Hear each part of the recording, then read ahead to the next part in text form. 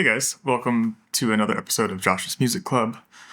This is a weekly guitar lesson series where I talk about just topics that I like, or if anyone suggests some topics and I think it would make a good video, then I'll also make one about that. So today's video, I wanted to talk about getting started playing in modes and starting to hear modes. I think modes are extremely important. I very much enjoy using them. And it's kind of, I don't know, the online rhetoric of modes, especially people that are like maybe not super confident in music theory and stuff, it gets a little frustrating because people can be like, oh yeah, modes are stupid and like, who uses modes? They're just for like academics. And it's like, I don't agree with that. I think modes are very important and they can be very easily practically used. Also, a lot of these musicians are using modes. They're just not calling them that for some reason. But I'll show you some quick examples and like some ways to practice this. So I think the most useful thing first is you want to be able to hear a mode. So, for example, let's talk a little bit about Dorian mode. So Dorian is the major scale with a flat third and a flat 7. So if I'm in G, I'm going to play G Dorian, which sounds like this.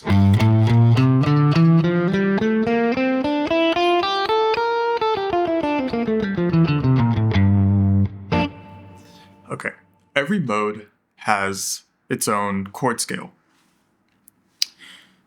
And this is kind of where you can build chord progressions from.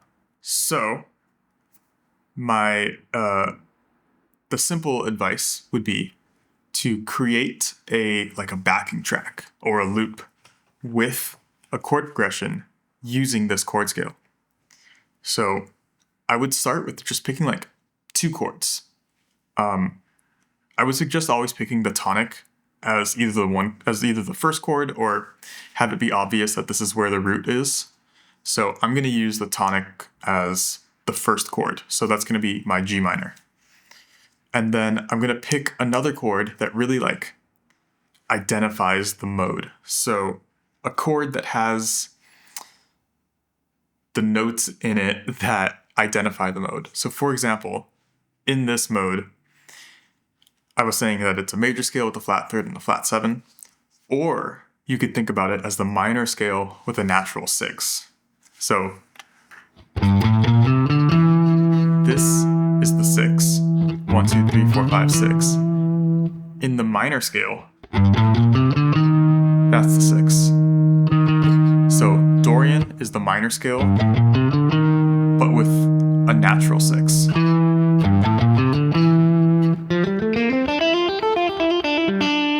Okay, so because I want that natural 6 to be in one of these chords, I'm going to play the 4 chord, where the natural 6 creates the major third with the 4th. Okay, if that's too complicated, don't worry, just keep going along with this, and there'll still be a lot of useful information. So, for the Dorian mode, I'm going to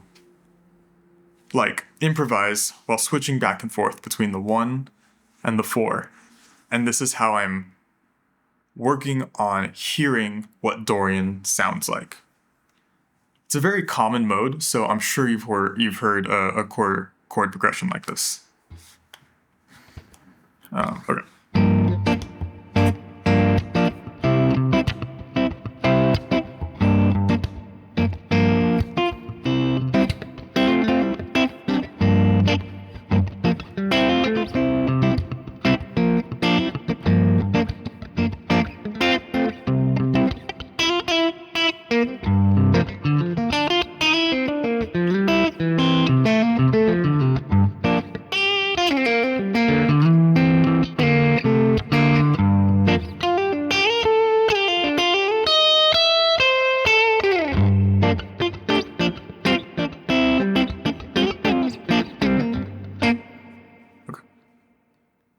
kind of whatever playing. But the point is that you can really start to hear what this mode sounds like.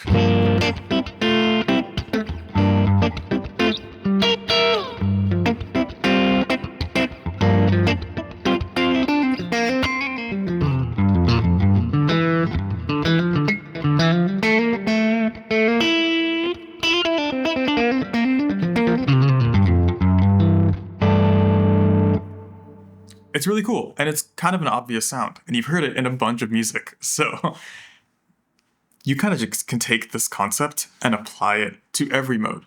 So let's do another one. I'm going to play Mixolydian, and I'm going to go between... So Mixolydian is the major scale with the flat 7.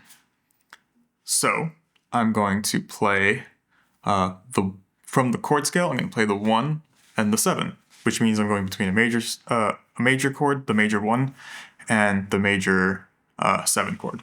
So I'll do it again in G. So let me play the Mixolydian scale first.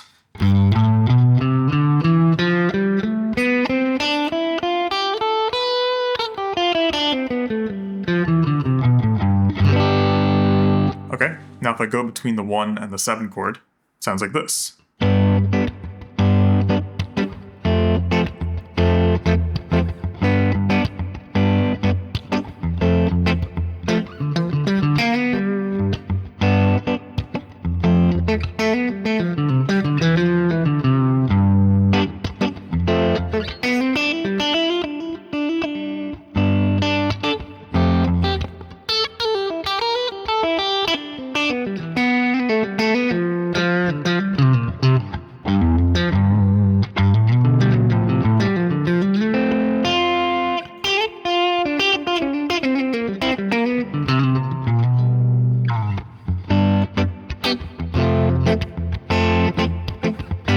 So very like Grateful Dead-y, Grateful Dead sounding.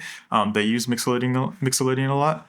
So I just think it's helpful to kind of have an idea of what these modes can sound like. And it makes it way easier to use them. Because if I ever want like a Grateful Dead sounding part, or if I want like a funky or fusion sounding thing, I know I could, for the Grateful Dead, play Mixolydian, and for the funky fusion, play Dorian. And yeah, this is like a very simple introduction to modes, but I think it's very, very useful, especially for if you are not super comfortable with how the modes sound yet.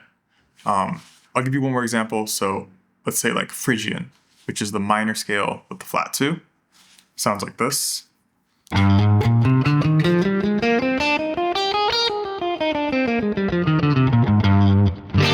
Okay, if I'm going to play the 1 and the flat 2 from the chord scale, it would sound like this.